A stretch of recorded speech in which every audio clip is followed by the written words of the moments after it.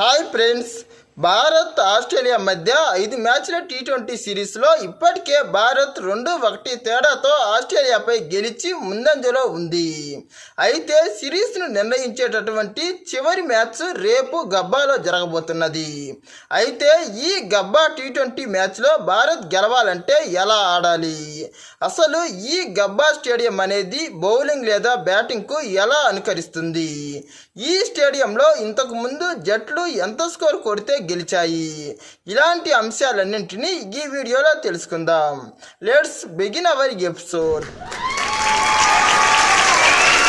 ఈ గబ్బా క్రికెట్ స్టేడియంలో ఇప్పటి వరకు 14 అంతర్జాతీయ టీ20 మ్యాచ్లు జరగగా దీనిలో దాదాపుగా 9 టీ20 మ్యాచ్ల్లో మొదట బ్యాటింగ్ చేసినటువంటి టీమే విన్ అయింది.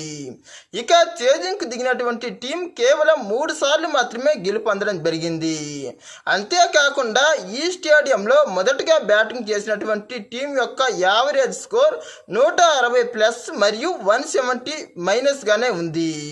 అంటే 160 మరియు 170 మధ్య స్కోర్ అనేది ఈ స్టేడియంలో చాలా గొప్ప స్కోరే అని చెప్పుకోవాలి. ఇక చేజింగ్కి దిగినటువంటి టీం యొక్క కనీస స్కోరు ఇక్కడ 140 మాత్రమే. కాబట్టి ఈ స్టేడియంలో చేజింగ్కి దిగినటువంటి టీం గెలవడం అనేది చాలా కష్టమనే చెప్పాలి.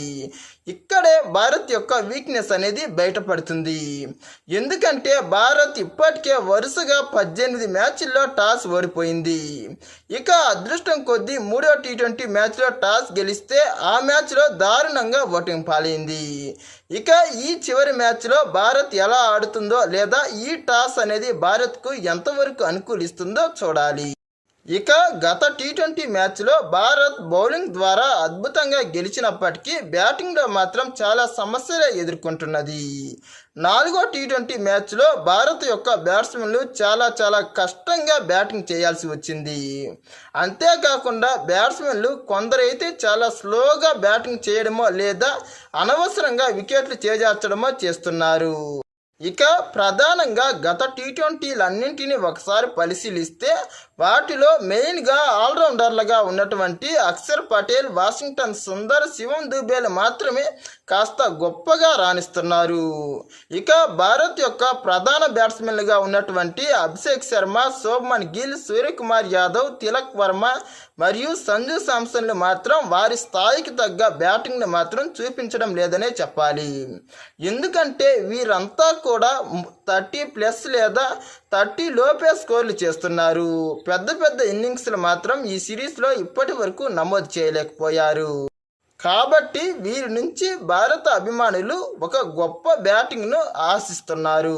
వాళ్ళ ఆశలకు అనుగుణంగా ఈ భారత బ్యాట్స్మెన్లు ఒకప్పటి ఫామ్ను అందుకొని భారత్కు మెరుగైన స్కోర్ను అందిస్తారని ఆశిద్దాం.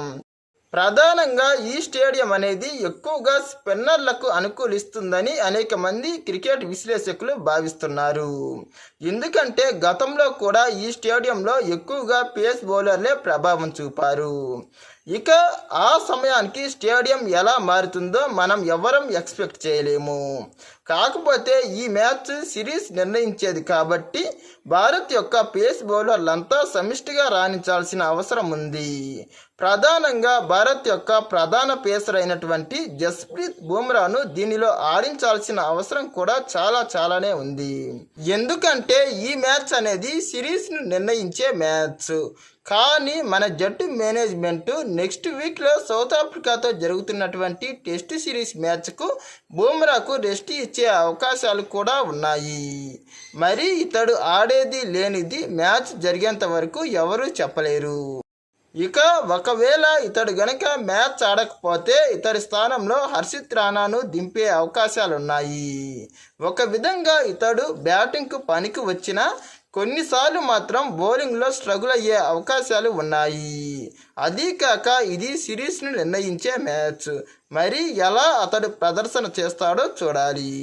అంతేకాకుండా మరో పేసర్ అయినటువంటి హర్షదీప్ సింగ్ గత 2 మ్యాచ్ల్లో ఎలాగైతే తన సత్తాను చూపించాడో అలాగే ఈ మ్యాచ్లో కూడా తన ప్రతాపం చూపించాల్సిన అవసరం ఉంది.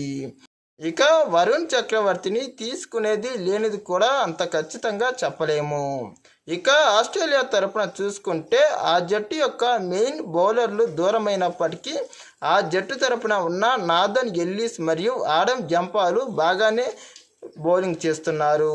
ఇంకా ఆ టీం తరపున గతంలో కొద్దిగా స్ట్రగుల్ అయ్యి అవుట్ అయిన టిమ్ డేవిడ్ మరియు మార్కస్ స్టాయినిస్ మరియు జోస్ ఇంగ్లీష్, మిచెల్ మార్షల్ కూడా చాలా ప్రమాదకారులే. అది కాకుండా అప్పుడు ఉన్నటువంటి తప్పులను సరిదిద్దుకొని ఈ చివరి టీ20 మ్యాచ్లో వారందరూ సమిష్టి ప్రదర్శన చేసే అవకాశాలు కూడా లేకపోలేదు. అదీ కాక ఆస్ట్రేలియా వాళ్ళ సొంత దేశంలో అంత ఆశామాషిగా సిరీస్ని కోల్పోదు. కాబట్టి వాళ్ళను కూడా చాలా తొందరలోనే మన భారత బౌలర్లు పెవిలియన్ చేర్చాల్సిన అవసరం ఉంది. ఏది ఏమైనా భారత్ మాత్రం ఈ మ్యాచ్లో గెలవాలంటే అటు బ్యాట్స్మెన్లు ఇటు బౌలర్లు సమిష్టి ప్రదర్శన చేయాల్సిందే. ఇక రేపు జరగబోయే ఈ మ్యాచ్లో భారత్ గెలుస్తుందని మనస్ఫూర్తిగా ఆశిద్దాం. ఇలాంటి మరిన్ని ఇంట్రెస్టింగ్ వీడియోస్ కోసం మా ఛానల్ను సబ్స్క్రైబ్ చేయండి. Like, share, comment.